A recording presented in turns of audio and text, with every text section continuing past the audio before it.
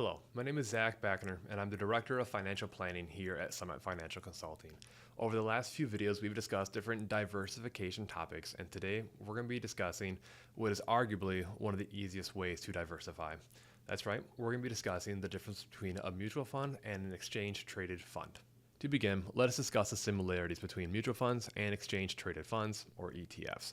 First, both products can be considered a bundle of underlying investments. Instead of buying just Apple stock, you can buy a technology fund that's going to own Apple stock, along with potentially hundreds of other technology companies. Instead of buying just a bond directly from one specific company, you may consider spreading out that risk by purchasing a fund compiled of various highly rated company bonds. Both investments are typically offered by large financial analytical companies. These firms hire the best analysts that they can find and allow them to create these bundles of investments for the average investor or the ones that are going to be buying the fund. Therefore, there is no underlying allocation decision needed by the individual investors.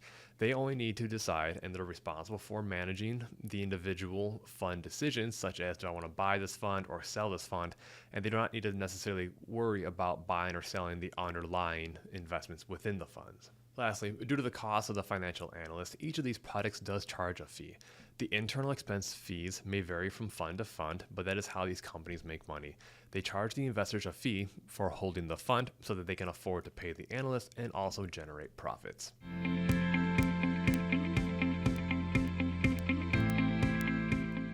Next, we're going to be discussing the differences between mutual funds and ETFs. To start, let's focus on the underlying management of those funds.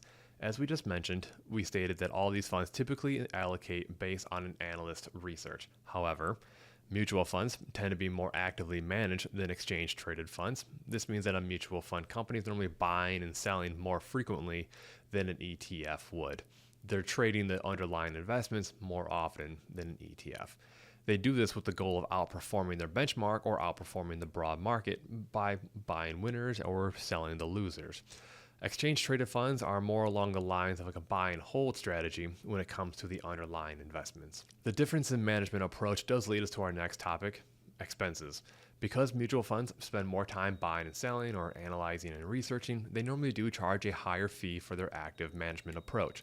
Exchange-traded funds do not analyze their holdings nearly as much, and they try to align with the benchmark, so these companies tend to have fewer analysts and a lower level of expenses. Because of this, ETFs tend to charge a lower fee for their products compared to most mutual funds. Next, we will discuss the differences in taxation. While both products will cause investors to realize capital gains or losses when the fund is sold, mutual funds may have additional tax factors. Like we stated above, mutual funds often buy and sell the underlying investments. When one of those underlying holdings is sold, the investor technically realizes the gain or loss on that specific holding. However, these tax repercussions are usually released only once per year via a capital gain distribution.